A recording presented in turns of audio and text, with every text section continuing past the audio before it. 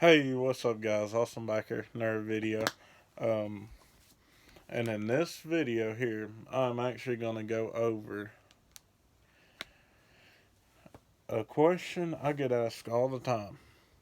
I went through older videos. I actually thought I'd uploaded a video like this in the past, but I have not. And this here, you're going to get more bang for your buck, so to say. It's going to be two videos in one, but it is going to be titled introducing to tournament fishing or something along the lines of that. And as many of y'all know, I fished tournaments in high school. I fished a few local tournaments in my life. I'm 19, didn't do too good. But y'all ask, hey, what do I need to tournament fish? What what do I need to do?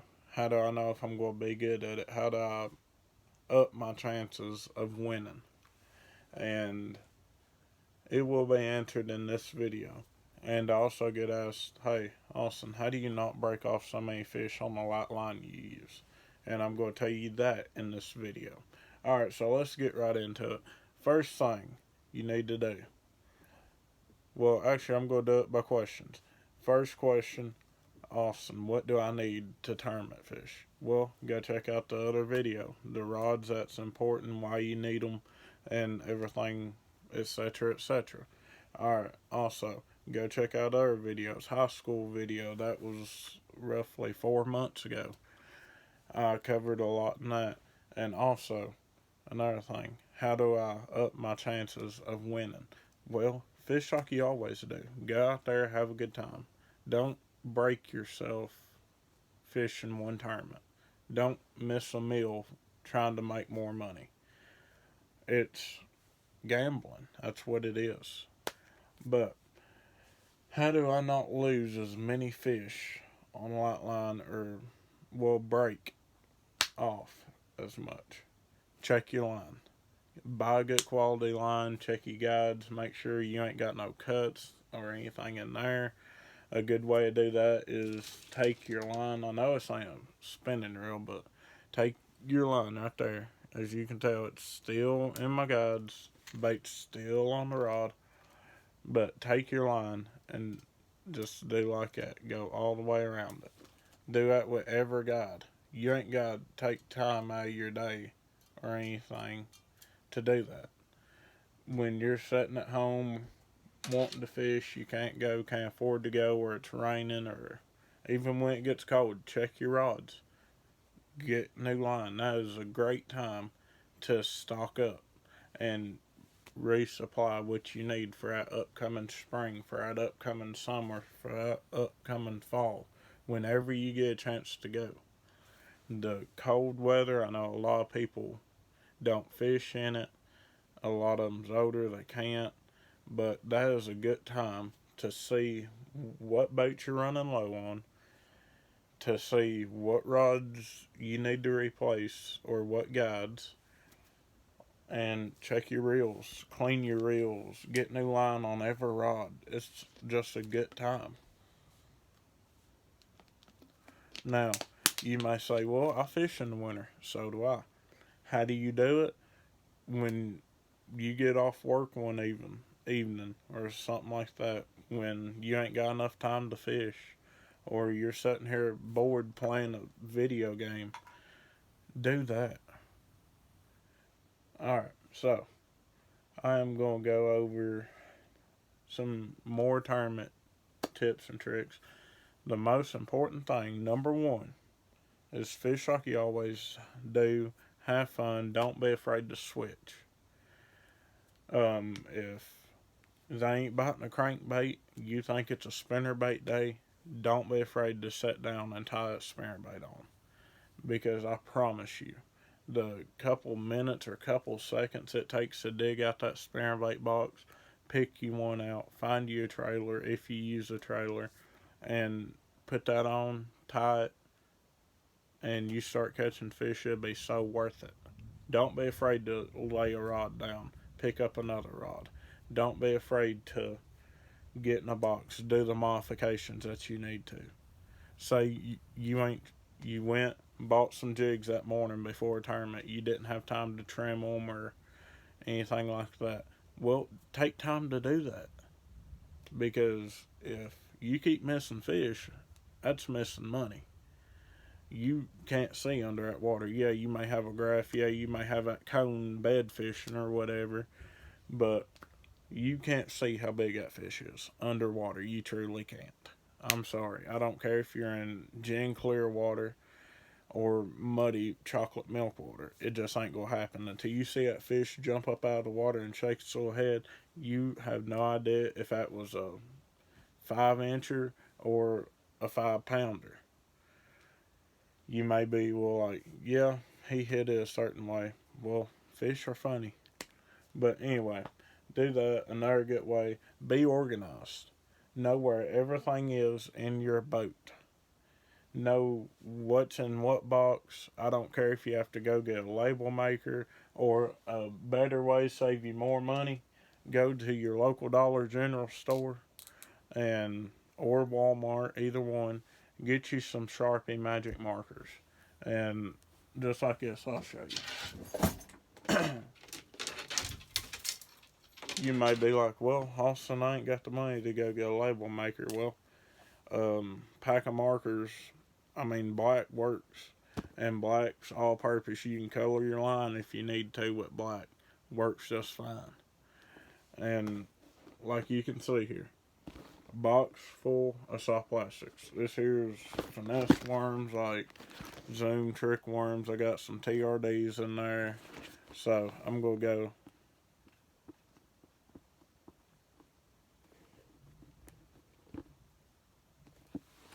Well, I ain't going to sit up and embarrass myself with my bad spelling. We all know I'm a bad speller. But we're just going to put, for instance, worms.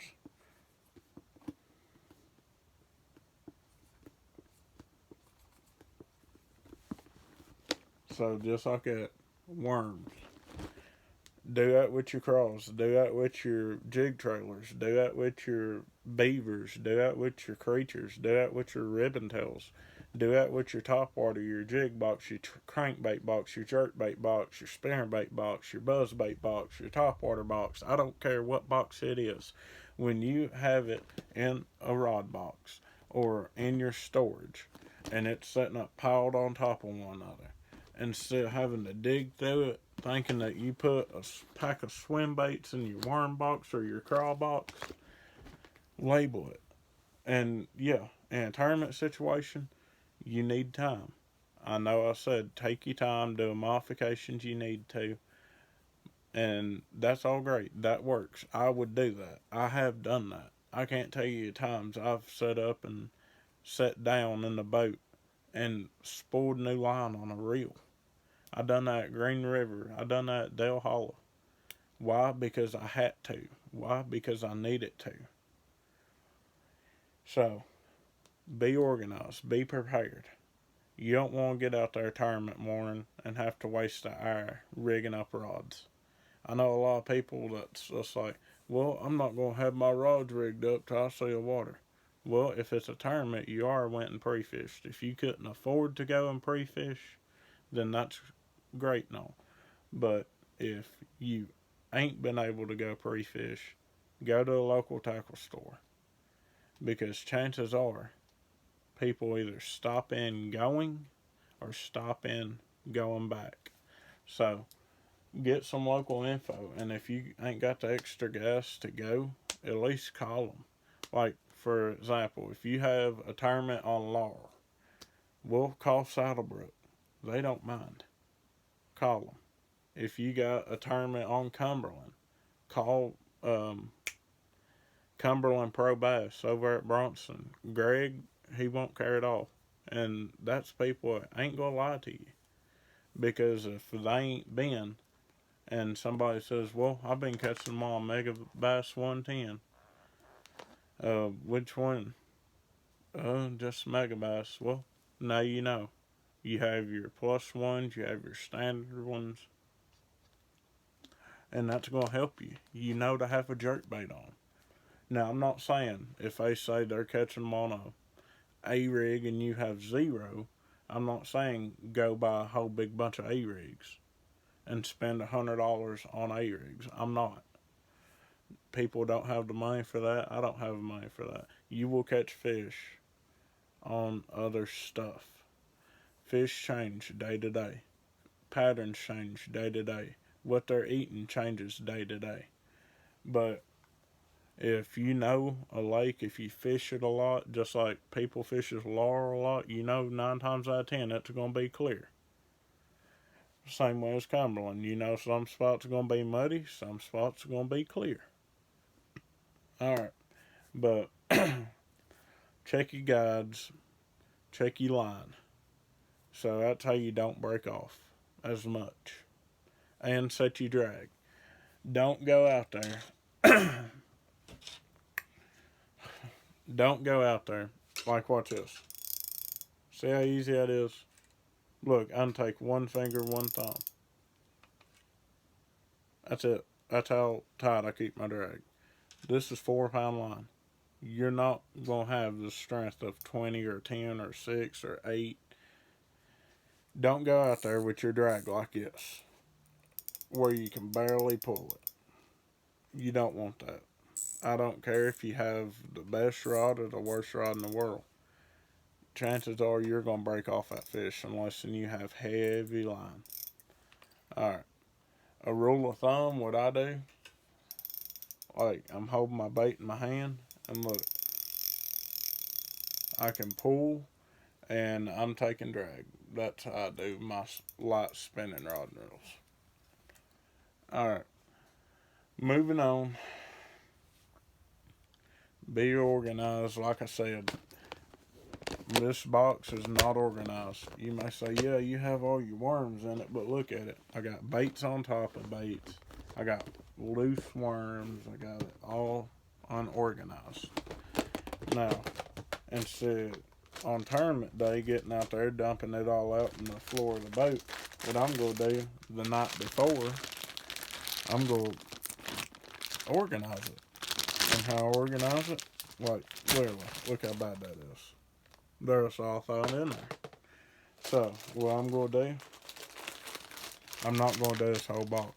But you see, I have TRDs, different colors, like green pumpkin orange, yoga pants, and bubble gum. And I got copper trees. And I have some green pumpkin somewhere. But colors I know I'm going to use a lot, I'm going to put them in the front. Same way, I know I'm not going to be throwing bubble gum a lot. But like yoga pants and maybe this and I might throw, it's going to be next. So as you can tell, I have copper trees, all my copper trees in the front. And then I have my secondary color, then my third. And honestly, what I like to do, I don't even like taking things that I don't think I'm going to throw. Like that bubble gum, I take it completely out. And that's strictly because I'm not bragging in any right. I have no way to brag.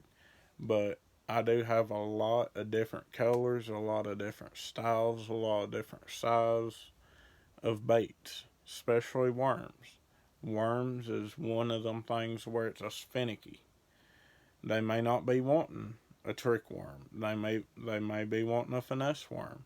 They may not be wanting a 1/4 ounce shaky head, but they may be wanting an 1/8 ounce shaky head. Or they may not be wanting an 1/8, but they want a 1/4. So I overthink on worms.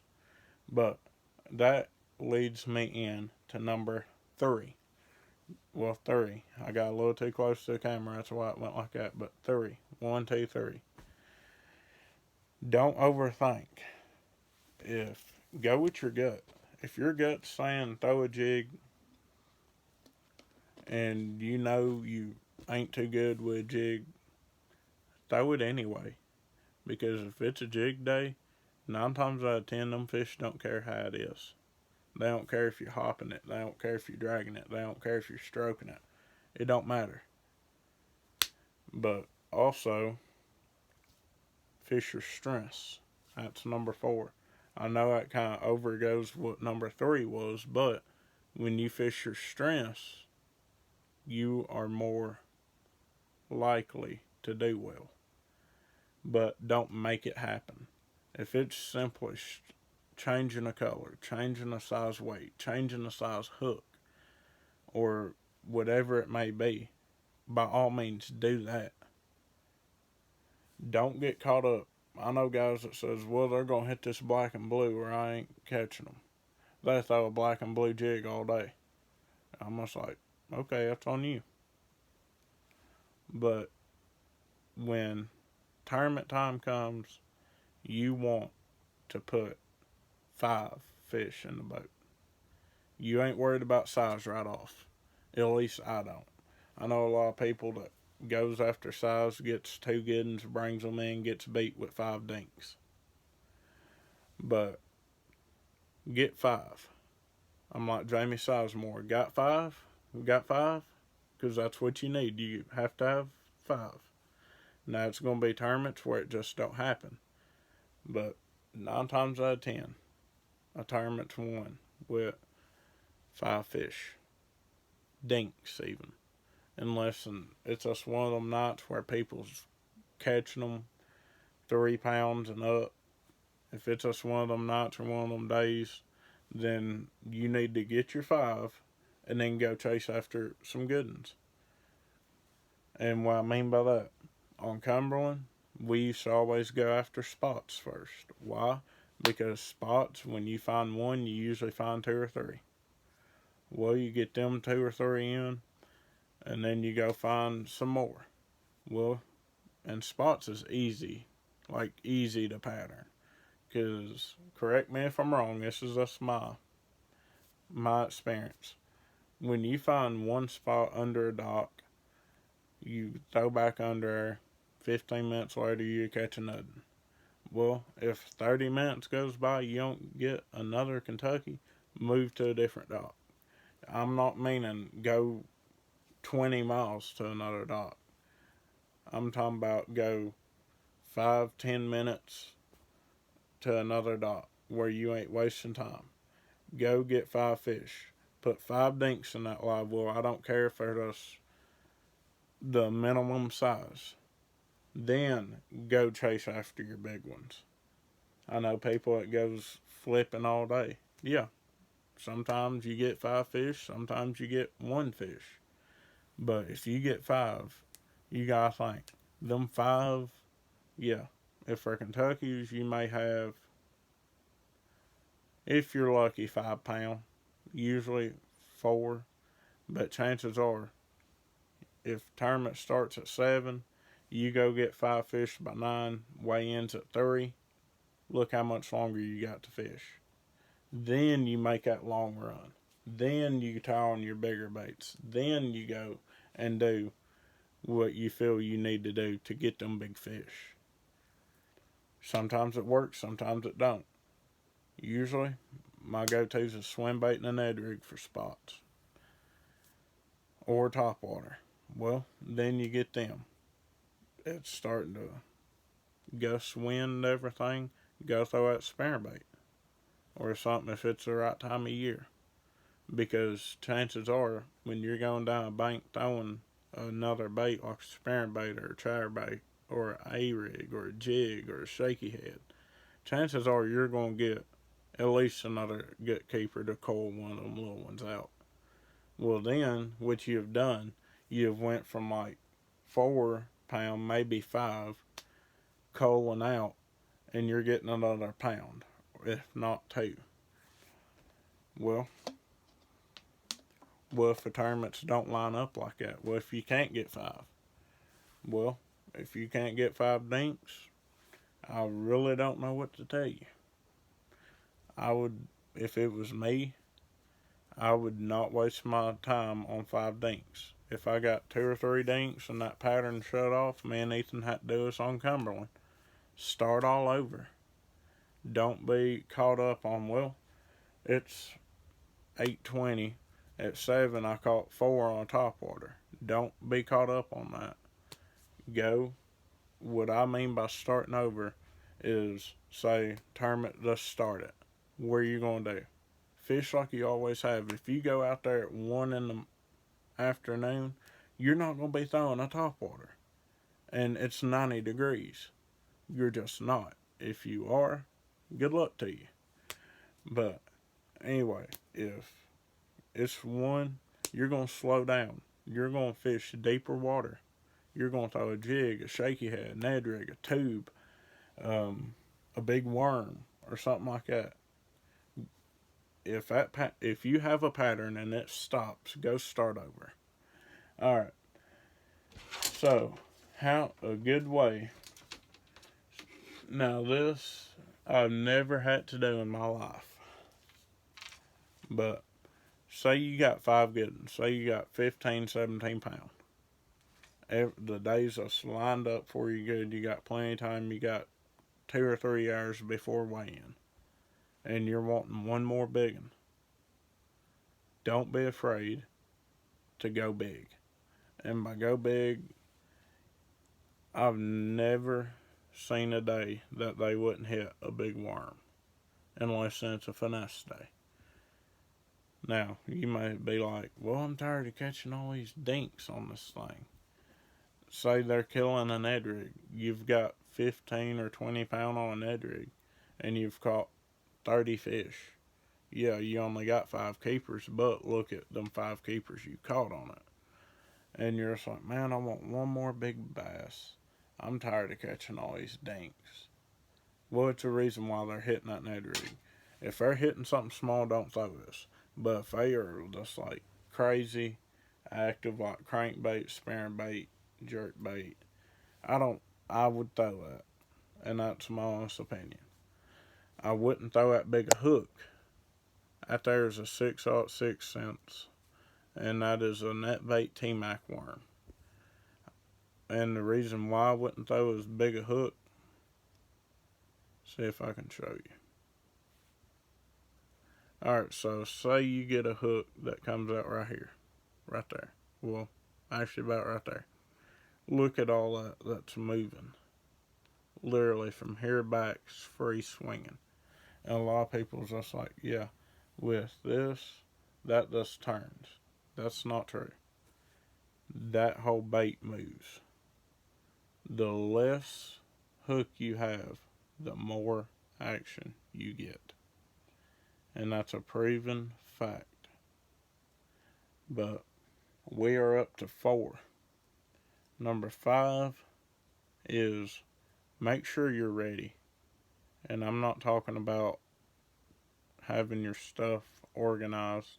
I'm not talking about checking your line. I'm not talking about none of that. I'm talking about make sure you have everything in that boat you need. Every rod that you could get your hands on that you think you may need throughout that day. That you have plenty of gas. That anything you may want or you may need, you got it. Because it's been days, and this is what happened to me in the region. A little story time here. But we roll up at Green River prairie fishing, and literally, it's clear, we're bed fishing, and we ain't necessarily trying to get the big ones, we're just trying to see if they're actually locked on. Once we get the signs that they are locked on, we'll pull bait out and go to a different spot. That's what pre-fishing is. You don't try to get them big ones. You don't try to catch 50 fish in a day. Well, we go tournament day, and I think I had a total of like 5-6 rods with me, and I was wanting to bed fish. Like, that is what my mind was set on. That's what I thought we was going to do. Well, we pull up, and my boat captain, he says, get your topwaters out. And I'm just like, I ain't got no topwaters with me. Well, he's just like, where are they? I told him, and he said, oh, here, use mine. I used it, and then he says, well, use a moving bait. I ain't got them either. Well, what do you have? Jig, shaky heads, Ned rigs, drop shot. That's about it. Well, I felt like an idiot. It's chocolate milk. you can't bed fish in chocolate milk. And if I couldn't have used his baits or his rods, we wouldn't even have weighed in. So that's a big part of me saying, be prepared, be ready. Don't set up and be like, well, I may need this rod, I'm not going to rig it up, I'll just leave it in the box. Take it. Keep it in the box all day. Even if you don't use it, just be prepared to use it. Because you got to think, how long does it take to dig in 2 or 3 boxes, get bobber stops, get sinker, get a hook, get your worm, get your lizard or whatever it is? That's time. Tick tock, tick tock, tick tock. That's time you are losing in that tournament. So while you are losing time, that is giving somebody else the opportunity to get a 5-pounder. And not you. But anyway, that is a top 5. And that's about all I got for you. That's about all I do in a tournament situation. Make sure your line is good. Make sure all your guides are good. Make sure you are organized. Make sure you are prepared.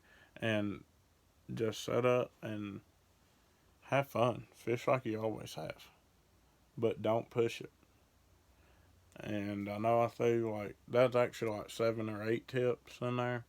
But I was trying to keep it under 20 minutes. I got long-winded in story time and everything. But under 30 minutes and everything like that. But thank y'all for watching this. Be sure to check out Dog Pets Trading Post, Saddlebrook Outdoors, Kurt Singer Sunrise Outfitters, and the Tackle Spot. And as always, be good. Do something nice for someone. I don't care what it is.